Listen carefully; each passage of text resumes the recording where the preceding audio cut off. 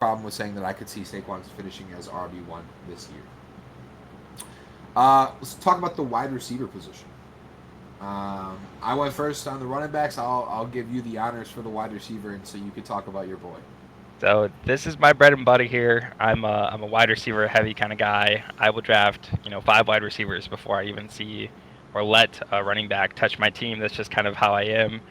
Um, as you shake your head of all the mock drafts and real drafts that we've done, and you're screaming at me to take Ramondre Stevenson. Um, Okay. Let's not bring up the Ramondre thing. but I got to go with my guy here, AJ Brown. Been an AJ Brown guy, since his days in Tennessee. I've just always loved his game when it comes to the physical prowess that he brings to the table. Sure. As a rookie, he had, I believe he had a top 5 fantasy points, you know, per yards, um, in terms of like rookie wide receivers. Yeah. And Philly really unlocked, what his potential is and what his ceiling could be. Obviously, the rapport there with Jalen Hurts, and AJ Brown. He played in an offense last year that was so far ahead of everyone else in terms of their scoring production and in terms of how they were blowing teams out in the fourth quarter. Like the Eagles, for example, last year, I believe they were 24th in pass attempts overall. Yep. I think that that's going to take a step forward when it comes to not only the development of Jalen Hurts, but when it comes to just the offense, all around. They lost Miles Sanders. They're kind of using running back by committee approach here. I can definitely see, a world and scenario where, they up their pass attempts. That being said, AJ Brown last year, he had 910 receiving yards versus single coverage. And the great thing that I love about the Eagles and the Eagles offense and why I want to target them this year is I truly believe that, if AJ Brown wasn't on the Eagles, Devonta Smith would be the wide receiver one, right? That's no question. I I truly believe that Devonta Smith has all, the possibility of being, a top 5, 6, 7 wide receiver in the game. And, he's kind of overshadowed by AJ Brown, but like Devonta Smith is like that good. And, him getting better and him, having, a couple of NFL seasons under his belt is I think it's gonna make teams, kind of focus more on him. So it's gonna really unlock AJ Brown and his potential to see more one-on-one coverage. And I mean, the guy's a demon when it comes to one-on-one. You basically lose every time. Yeah, you don't want to play one on one against AJ Brown. No. You don't. Um, I agree with that, especially with the carousel running backs right now, and the fact that Jalen Hurts still somehow has people who doubt that he's a top quarterback in the NFL. It seems like he's more motivated than ever. Um, AJ Brown is a solid target out there. Could be wide receiver one at the end of the day. My wide receiver one possibility is this might be shocking to some people, especially after the year he had last year, where he finished 38th as in the wide receiver rankings. But the year before that, he finished third, and that's Deebo Samuel. Um, if it wasn't for a Cooper Cup year where he blew up in an astronomical way, which, by the way, Cooper Cup could realistically just for both of us, right? Um, Deebo Samuel missed a game in 2021. He had 339 fantasy points, where Devontae had 344. Like I said, if it wasn't for Cooper Cup's stupid year, which had almost 100 points more than Deebo, Deebo would have been up there in contention for that. Last year, obviously some injuries. Only played 13 games out of 17. It makes sense as to why he finished 38th. And then he had a lot of piss poor performances too. Scoring 7 points in week 12, scoring 4 points in week 18. Deebo is being drafted as the wide receiver 18 right now with an ADP of 38. Um, there's a couple ways Deebo could end up being number one, right? Obviously, if the Niners use him like they used to, where they have him as a running back receiver hybrid, it allows him to run the ball, which gives him goal line touches at some point. Maybe even gives him the ability to run in for a 40-yard touchdown, which gives you a bonus in some leagues. He's an explosive talent like that. Not to mention, like if you're getting dual usage like that, you're scoring points in more ways than just catching the ball. Um, especially if they give McCaffrey time to sit on the sidelines. That way, they're making sure he doesn't get hurt. It'd be smart to kind of have a dual usage system like that. And speaking of McCaffrey getting hurt, that's the other way where Deebo could finish wide receiver number one is if McCaffrey does end up getting hurt. He has a history of injuries. If that's the case, which I don't want to be happen, I don't want to happen. By the way, just so we're clear, I'm not praying for a McCaffrey injury, but Deebo could end up getting a high usage rate in that scenario. That makes him wide receiver one. It gives him the Kyle Shanahan offense keys to the kingdom where he gets to basically do whatever he wants to. He can run the ball, he can catch the ball. Hell, he might even throw the ball if Brock Purdy gets hurt. I just see Deebo Samuel as a wide receiver one candidate who's being drafted way too low. To be honest with you, they actually might play Deebo at quarterback over Trey Lance the way things are looking.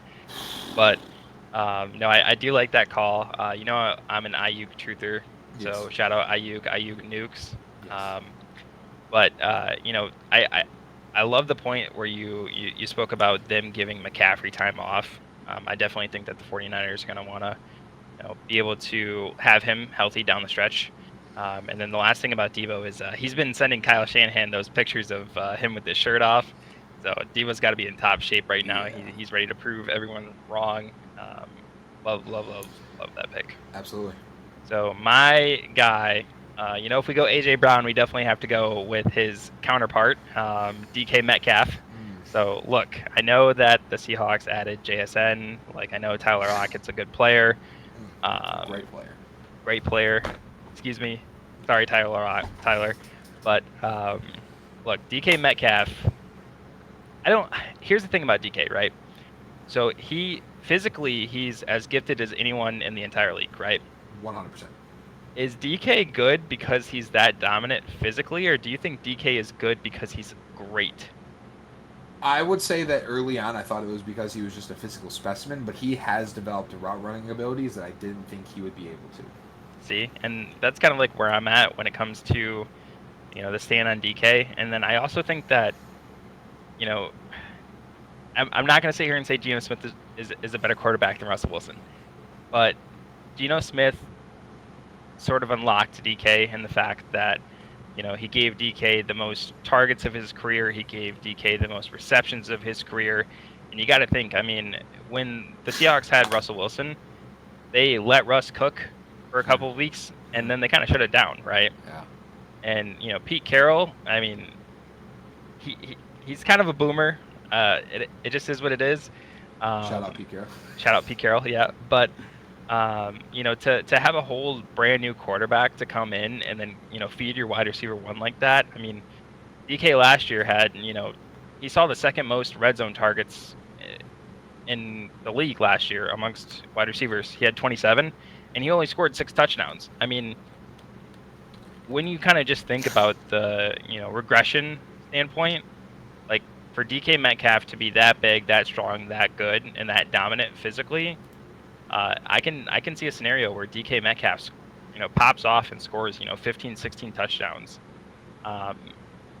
And not only that, but like over the last 2 years, DK Metcalf is one of like 6 receivers, I believe, who has seen a 24% target share on his number of routes run that he's done, while playing. And, I think if you add all that up, and you add the fact that I think that Geno Smith is going to be a little more efficient when it comes to targeting DK Metcalf.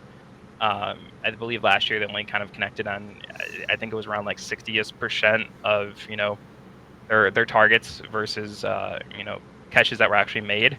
I think that, DK Metcalf, even if they're able to bump that up 5%, like the sky's the limit for him. 100%. I think listen. I'm not a wide receiver savant like you. I'm a running back guru, and that's what I consider myself to be. And to be honest with you, I kind of got screwed this year, but that's neither here nor there. I do think that DK Metcalf has the capability of being wide receiver one. Because he's just physically gifted enough to catch the ball and then run down the field the entire way every single time he gets it.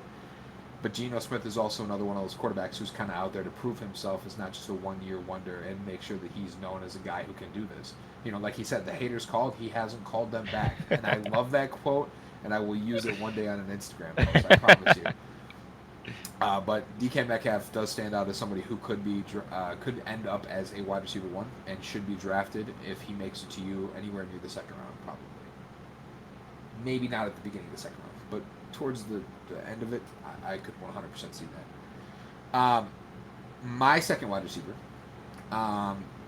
is Amari Cooper, currently being drafted as the wide receiver 25, and his ADP is around the 41. So let's talk about Amari Cooper quick, because I don't think people realize how good Amari Cooper was, even just like last year when he didn't have Deshaun Watson for the first 6 games of the year. He finished as a wide receiver 10 last year, which people don't realize in a PPR league that's pretty damn good, especially when you have a quarterback who just got back from 30-something, allegedly 30-something lawsuits of inappropriately touching masseuses and hasn't played football in 3 years for 12 games of the season. And then before that had a backup named Jacoby Brissett, who is not a starter on pretty much any team that is currently playing right now. Not a bad backup. Great backup, probably, honestly. But, I mean, when having him, Amari Cooper was, like I said, wide receiver 10 for the entirety of last year. I don't think that that's out of the realm of possibility that if Deshaun somehow finds the magic that he used to have and goes back to his Houston Texans form that he had when he was with Houston and with DeAndre Hopkins, I don't see out of the realm of possibility of those two connecting to be one of the best duos in the league. I mean, when you look at it back in 2019, DeAndre Hopkins was the wide receiver 5, and that was when he missed games. I'm not saying that Amari Cooper is DeAndre Hopkins by any means, but Browns have a good defense. I've hammered on that so far 3 times this video, where good defenses allow offenses to have more snaps. If Deshaun is who he used to be, you could certainly see that he could be a wide receiver 1 just based on that alone. Not to mention they have a superior running game who they're going to be able to move the chains with, and it'll give them more opportunity to throw the ball downfield, because the secondary is going to have to stay true to those wide receivers, and they're going to have to stack the box to stop Nick Chubb, who, if he doesn't get hurt, shout out, could also be a running back 1 this year. So I see a very sneaky situation where he could possibly end up being wide receiver 1. I love that call. A lot of people don't realize that Amari Cooper secretly and quietly had his best season ever last year. Yep. And like you said, like you alluded to, he didn't have his main guy, right? Right. So I mean, I think that another year under Kevin Stefanski, heard rumbles that they're gonna run more spread. I mean, sky's the limit for someone who is that good and who's always been that good. So yeah, I definitely love that call. I just, he's getting disrespected right now with Just a a wide receiver little 25. bit, just a little with a bit. wide receiver Yeah. 25. Yeah, just a little bit. Just crazy to me. If you made it to this point of the video, make sure you like, comment, subscribe, comment down below who you think could possibly finish number 1 at any of the positions, and make sure that you come back for the next video. Make sure you're here for our lives on Sundays. We go live at 8 a.m. every single Sunday to make sure that you guys are set up with your fantasy lineups. If you have fantasy trades, make sure you hit us up on Twitter or Instagram, any of the above. Drop it in the comment section down below. We're here to help you at the end of the day. But for Malik, for myself, for the SLG Network, signing off. Deuces.